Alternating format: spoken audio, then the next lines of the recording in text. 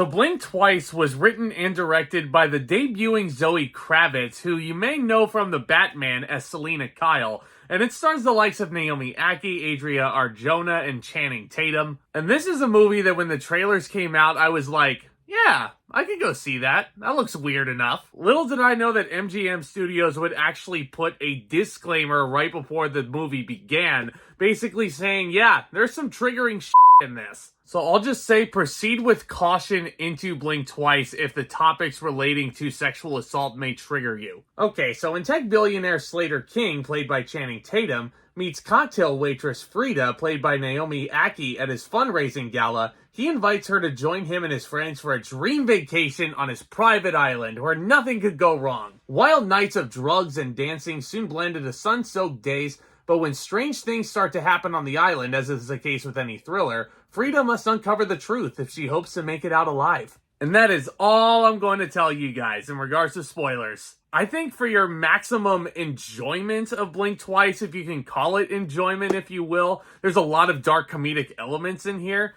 This movie, I would recommend going in knowing as little as humanly possible. The only time I ever really saw a trailer for Blink Twice is if I happened to be in the theater early. And like I said, I was looking at it, I'm like, yeah, this looks like a strange enough thriller. Channing Tatum is in here. This is a pretty different character he's taking on. Boy, was I not ready for this. Oh, man. Let's just start by saying this. This is Zoë Kravitz's directorial debut.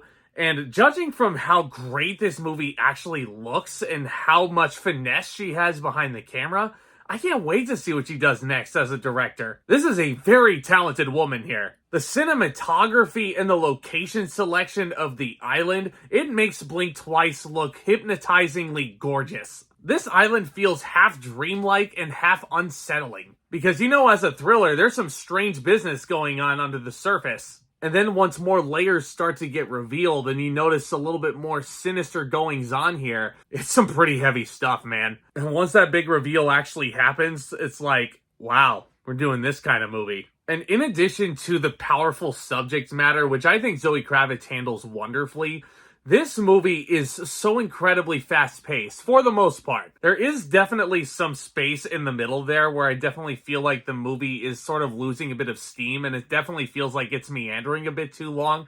But aside from that, Blink Twice is consistently entertaining from start to finish. Just like a great Polaroid picture, Blink Twice just captures you in the moment. And you're just eager to see what's going to happen next. And you're also especially eager to see Frida, played by Naomi Ackie, make it out alive. I'm not that familiar with Naomi Ackie as an actress much, but damn, I want to see anything she's ever done, and I can't wait to see what she does next. She was awesome in this. Frida is a very relatable character. She's working a 9-to-5 job as a waitress, and she constantly says, boy, I need a vacation, which leads to a great bookend between the beginning and end of the film. But it's a very relatable situation, especially for middle-class workers like myself.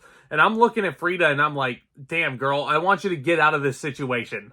I don't know. Adria Arjona as well. I remember her from Hitman starring Glenn Powell, which I reviewed not too long ago. Man, she was badass in this. Really, really good performance. And okay, let's talk about Channing Tatum as well, because, listen, this may be the year of Channing Tatum 2024. It's the year he's about to make a name for himself up in here. Yeah, sorry. Spoiler alert for those of you who haven't seen Deadpool and Wolverine yet. It's been out for a month. Gambit is in it. But yeah, joking aside, Channing Tatum, this is a very, very interesting performance here, because you sense that this character is like your typical businessman who's just rolling in money. And he's just overly nice to anybody he meets, as any businessman would be. But the entire time I'm seeing him being nice to our main character, I'm looking at him and I'm like, you're full of it, homie. Especially since the movie gives you a disclaimer at the beginning that, hey, there's some touchy shit in here. Yeah, you don't trust Channing Tatum's character as far as you can throw him. And man, is he great in this, especially as you get closer to the end of the movie. He has some monologues that are electrifying.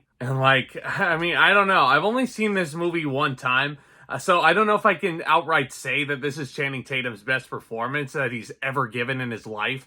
He was really damn good in this movie, though. Like, give it a couple years down the stretch, and yeah, maybe we'll see if this is actually the best Channing Tatum performance so far. There's a lot of really famous people in this. You got Christian Slater in here giving a really good performance. Haley Joel Osment, yeah, you remember the little kid from The Sixth Sense? Yeah, he's all grown up now, obviously. Movie came out 25 years ago. And Haley Joel Osment's character is such the biggest slime ball. Like, you just want to punch this guy in the mouth so bad. I don't know. Maybe he's just really good at playing those type of characters now. So really good production value, really great color palettes in this movie. Lots of great greens in here, lots of reds. The symbolism in this movie, especially involving a venomous snake. And when it comes to the movie's overall message and what it's trying to say to the audience, you know, especially in regards to the disclaimer that it was giving you at the beginning. Yeah, sorry I keep dwelling on that, guys. It's just really rare to see that in front of a movie at the theater. But the messaging overall, I think, is extremely strong. But then it gets into my biggest issue with Blink Twice, the finale. The third act itself, I think, is very exciting and overall incredibly satisfying, especially once you figure out what's going on here. And I feel like this movie had the perfect button around the hour 35 mark. But then you get to the actual last 5 minutes, the ending, the denouement of the movie, and that's where it kind of loses a lot of points for me. Now, Blink Twice is going to be an incredibly polarizing movie, especially when you draw the gender lines here. I'm sure there's a lot of men who are going to watch this movie and be very offended by it. This movie, like, as a man myself, it didn't necessarily offend me. I'm just going in there and objectively seeing how good the movie is or not, and just seeing how good the filmmaking is. And again, the story is there, the filmmaking is certainly there. And I'm not one who gets offended easily. You know, unless you're really insulting the fact that men are mostly idiots, cowards, or assholes.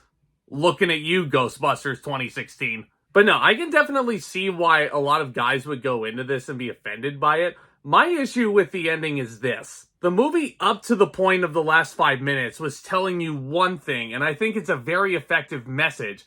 But then you get to the ending, and it's almost like Blink Twice becomes a bit hypocritical of itself. Like, the movie does a super effective job for the most part at setting up the one thing and the one hook that the audience should take home with them, the one lesson they should learn. And then the ending comes, and then it's kind of like, okay, wait a minute, back up. What is it you want us to learn here? Because you're kind of contradicting yourself a little bit, script. And again, this is just coming from somebody who's seen the movie one time. Maybe there's a little bit more ambiguity in there. Maybe there's a little bit more hidden meaning. I don't know. That's just my personal reflection on what I saw tonight. And I don't think it was as good of a reflection of the message that the movie was trying to convey before. Like, this is how detrimental it is. You slice out the last 5 minutes, I think Blink Twice is certainly in my top 5 movies of the year. But no, it had to do that. And that's what kind of makes it a little bit frustrating, you know? But again, I'm just a guy who sits here. I love talking movies with you guys.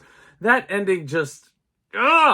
I'm trying to be as constructive as possible, but man, that was frustrating. So overall, I think Blink Twice is definitely a very good movie. I don't want to say it's one of my favorite movies of the year yet. There's a lot to admire about it, and Zoë Kravitz, I think, has a very special debut on her hands. The performances across the board are all great. The technicals, I think, are super solid. The sound design and the soundtrack choices that you get here, I think, are incredibly interesting. And it's a little bit unsettling and kind of funny when you hear the song that Zoë Kravitz has picked for some of these scenes, and just the infamous nature that this certain song has on the geek culture, as it were. Like, trust me, when you see the movie, I'm sorry I'm being vague about it, but you'll know what I'm talking about. I think it's definitely an interesting watch that you guys should be checking out this weekend as well. I'm going to give Blink Twice a B+.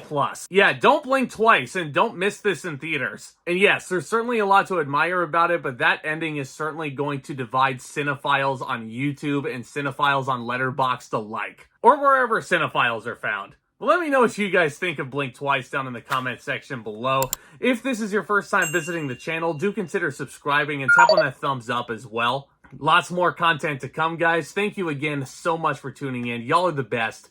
And with all that being said, Back Talk, commence.